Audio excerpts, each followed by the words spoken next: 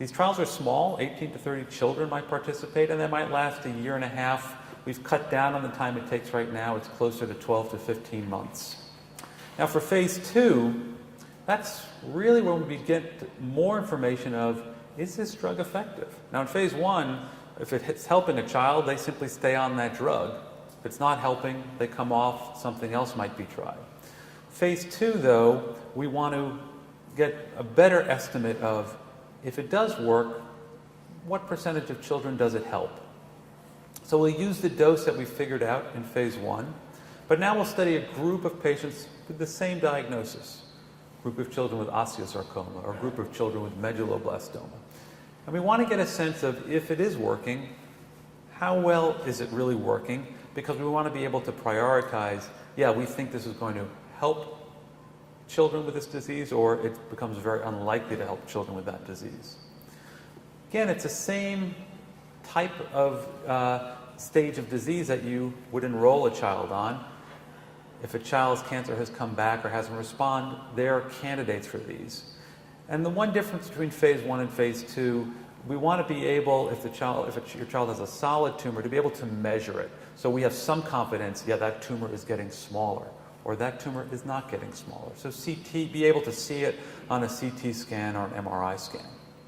Now these trials tend to be a little bit larger. They'll study anywhere from 10 to 30 children with the same diagnosis, and it can take longer, 1.5 to 3 years.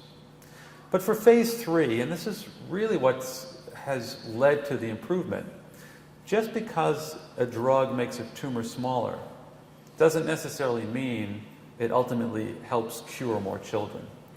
And so the phase 3 question often is, can the new treatment improve upon what we currently do? So a phase 3 trial will often be randomized. By randomized means, in essence, flipping a coin between one approach or the other. Now today, because we do so well, those approaches are almost indistinguishable. In fact, 90 to 95% of the treatments are the same. And we'll ask, if we add or change a small part on one, how does it do relative to the standard? Now these studies are for most children who are newly diagnosed. We don't always have a study for every cancer, but it represents the best current therapy and a small modification of the best current therapy. These trials can be large. They can be as small as 100 patients. They might be 2,000 to 3,000 patients. And they can take a long time, 3 to 6 years. And this is where the insight of people in the 1950s came into play, because there's no one place in the world that sees 2,000 children with the same diagnosis in a period of time. They realized, if we don't get together and work together as a group, we're not going to make progress. So they formed collaborations, and those collaborations ultimately resulted in what is today the Children's Oncology Group, which is part of CureSearch.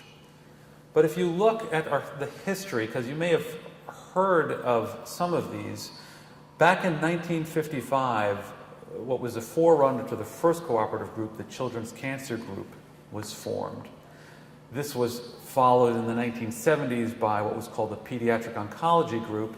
And then there were 2 groups that studied specific diseases, one for rhabdomyosarcoma, tumor of muscle, one for a tumor of kidney, Wilms tumor. But by the end of the 1990s, there were 4 groups working together, and most centers participated in both of these and one or the other of POG or CCG. These groups receive financial support from the National Cancer Institute, so tax dollars helped to fund some of the research. But what became clear was they were doing certain things in common as far as collecting information, analyzing data. And so in 2000, the 4 groups merged and became the Children's Oncology Group. And the Children's Oncology Group today is the largest, what we call, cooperative group in the world. So there are about 230 centers, and there's a high likelihood that your child was treated at one of the COG centers, We have a small number of centers in other parts of the world, Australia, the Netherlands, New Zealand, and Switzerland. The importance of this, though, is twofold. One, it allows us to ask important questions in a timely manner, but it also assures that no matter where your child may be from, they're getting the best treatment. It's not just one doctor making a recommendation to say it should be this. It's the opinion of experts from around the country and around the world. So if your child happens to be treated in Oklahoma or your child is treated in California, they're actually getting the same treatment. And that standardization actually contributed to how well children do today. But I want to turn from that to research, because even though many children are cured, too many children die, and as we spoke about, the price of that they pay is too high. And there has rightfully been a lot of excitement about new treatments, and it was driven in part by a drug called Gleevec. And back a decade ago, headlines in a number of magazines, papers, a new ammunition against the war on cancer, targeted therapy. These are the bullets. Now for Gleevec, which is a drug that is extremely effective in a rare type of adult leukemia called CML, and very recently we've shown is effective for a rare type of childhood ALL, what's called the Philadelphia chromosome positive ALL. This was truly a revolution. It targeted the genetic change in the cancer cell that was driving that cancer. But the challenge of moving a discovery from the laboratory into effective therapy is significant. And targeted therapies outside of Gleevec have not yet delivered on the promise, but I think the next decade, the hope is we have already learned from 2000, we may begin to see some of the fruits of the research paying off. I can almost guarantee that if you are a parent of a child with cancer, you on more than one occasion got a call from a relative, a well-meaning friend, someone you actually never heard of, decided to tell you about a new treatment, about a new discovery. And have you read this? Have you seen that? This is great. You should go there. You should do this. You can get inundated with this. And it's difficult enough for physicians to sort it out. It becomes a nightmare, I think, for families to sort it out. But the road from a discovery that may have happened in someone's lab to the clinic, I like to give the following analogy. So if you think of a canyon, and you think of something that has now been shown to work in the test tube, in the clinic, in the laboratory. Very, very effective against killing a certain cancer in the test tube.